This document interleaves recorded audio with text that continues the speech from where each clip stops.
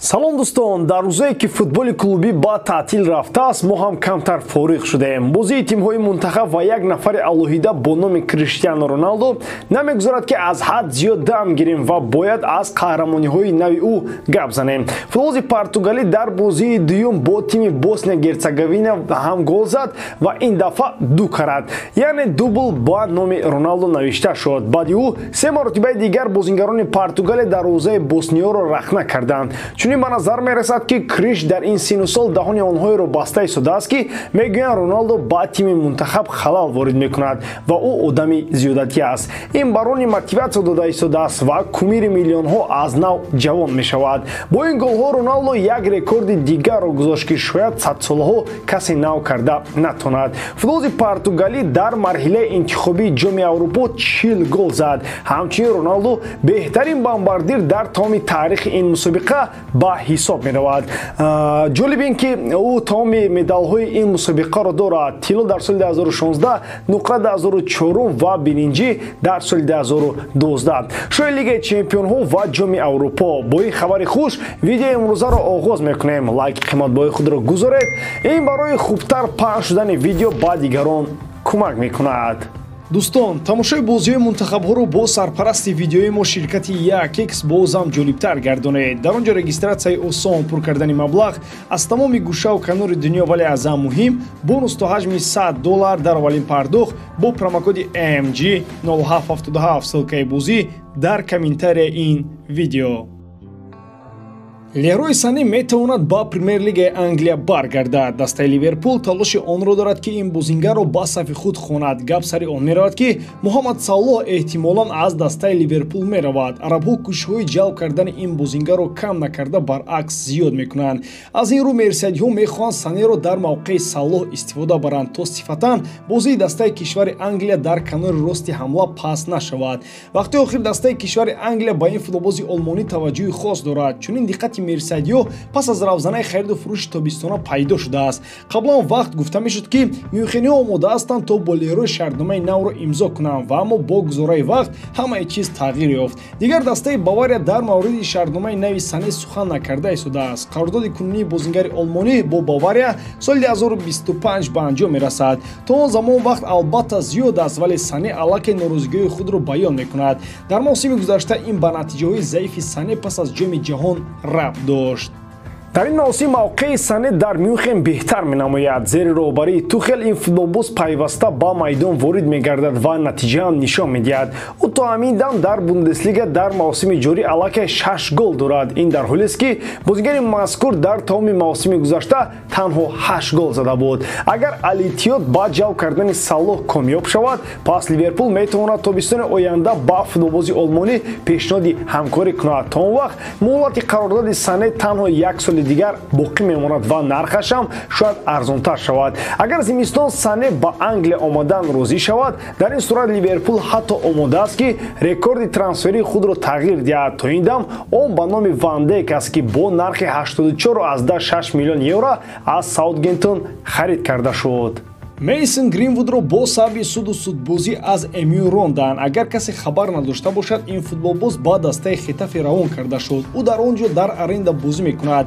Аз аввал чунон ба назар мерасад ки Гринвудро барои тамоми корҳояш ҷазо дода ӯро ба ин даста равон карданд. Бозӣ дар Хетафе барои Гринвуд худ як ҷазо менамуд. Ин дастае ки бисёриҳо бозиашонро антифутбол меноманд. Шояд ин аҷиб бошад, аммо Гринвуд дар Хетафе бозии худро ёфт. маҳоратро ягон кор карда намешавад. одамро суд мекунанд, аммо маҳорат мемонад. ӯ дар дастаи Испания ҳам гол зад, ҳам ассист кард ва ҳам хурсанд мебошад. طبق خبرها فوتبالباز مذکور پس از تمام شدن مهلت ارندش میخواد در دسته خطاف بماند. از طرف امیو خبرها گوناگون هستند. یکی میگوید که دسته شهر منچستر آماده است که میسن را دیگر بار قبول کند. از جانب دیگر باشد خبرها چنین هستند که دسته کشور انگلیس حتی اگر با برگرداندن گرین‌وود راضی هم باشد، اندیشه مخلصان نسبت این فوتبالباز که خیلی بد است دسته را اجازه نمیدهد که بازیگر جهانی انگلیس را در صف خود نگاه دارند.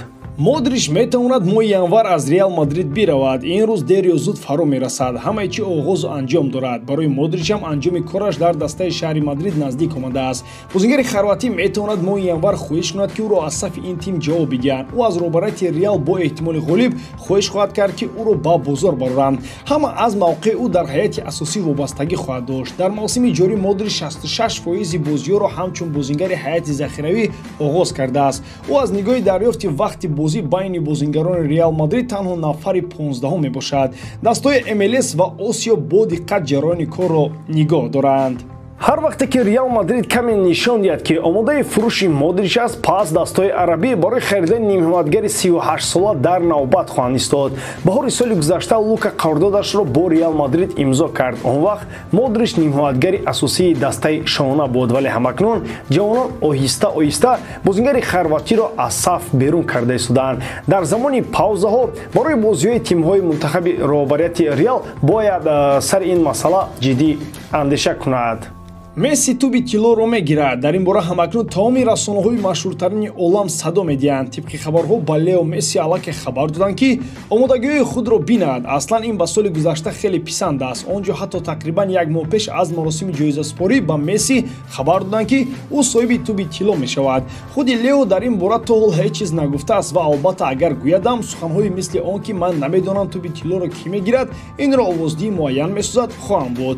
Маросим рӯзи 30 октябр дар шаҳри Париж доир мегардад. Акнун ҷоиза дигар на барои соли тақвимӣ, балки барои мавсим дода мешавад. Яъне натиҷаҳои мавсими гузаштаи Лео Месси ва дигар бозингаронро ба назар гирифта туби тилло дода хоҳад шуд. Натиҷаи беҳтарини Месси дар мавсими гузашта албатта қаҳрамонӣ дар ҷоми ҷаҳон буд. Лео бо он чемпионшавӣ гӯё ба томи оламиён исбот кард ки дигар ҳамаи сатҳҳои футболро гузаштааст. Ӯ дар маҷмӯъ футболро аз аввал то охир гузашт.